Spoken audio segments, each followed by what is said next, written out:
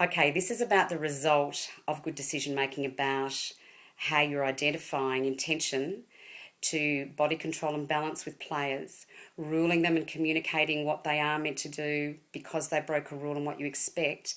And at that point, what's really crucial and what we assess from your ability and, the difference between an umpire that's kind of not quite onto it or someone that's very clear and in consistent control is every time you watch a player after you've pulled them and given them direction that you monitor them. You keep watching that extra look at that one player.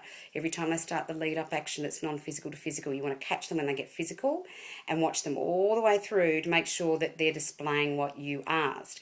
So that what should then happen when they're all within a short period of time between the two umpires as a team have made those adjustments and they're finally used to each other and they've paid enough attention to say, okay, I understand the player I'm playing on now and what he or she's doing, and vice versa. What should then happen is that the game will increase potentially in speed, particularly if they are kind of fit and got relatively good ball handling skills and can maintain possession. Now, having said that, make sure you don't do this and fall into this trap as well.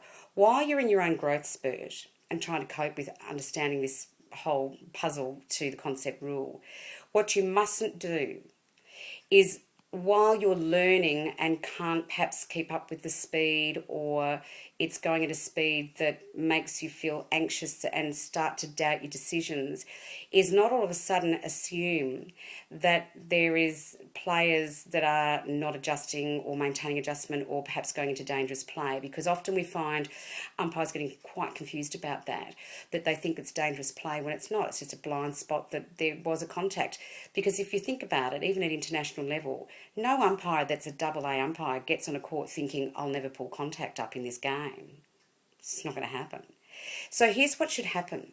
Once everyone's settled down and got an adjustment to their own awareness of where they're fitting into the game, with the synergy of their team and their opposition players, etc., and used to the style and the demand and command and the consistency of the umpiring as a team, the game itself should open right up into proper, controlled contesting, where it becomes so much easier for you to then look at soft contact, soft contact, advantage, hard contact, pull, soft contact, advantage.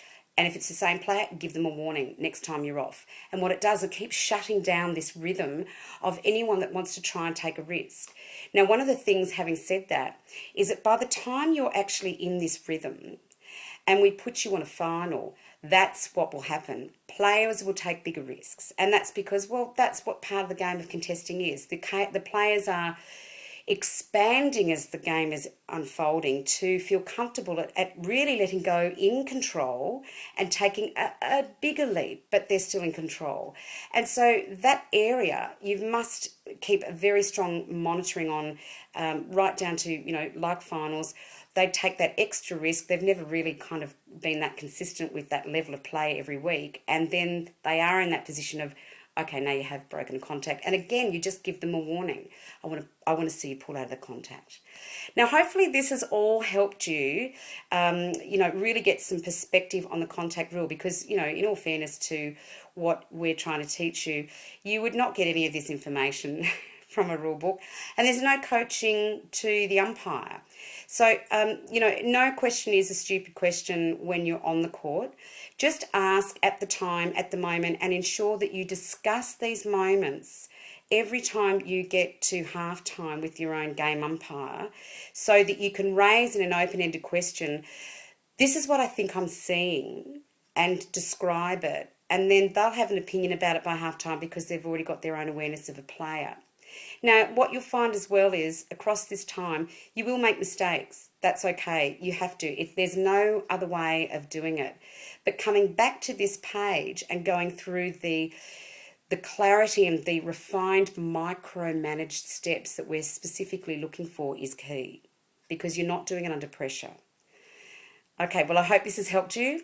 Let Jared know if you need anything else that's unique to you, that's confusing, or to Dimity, or to Jasmine, or any of the trainers. We want to see you succeed in this area.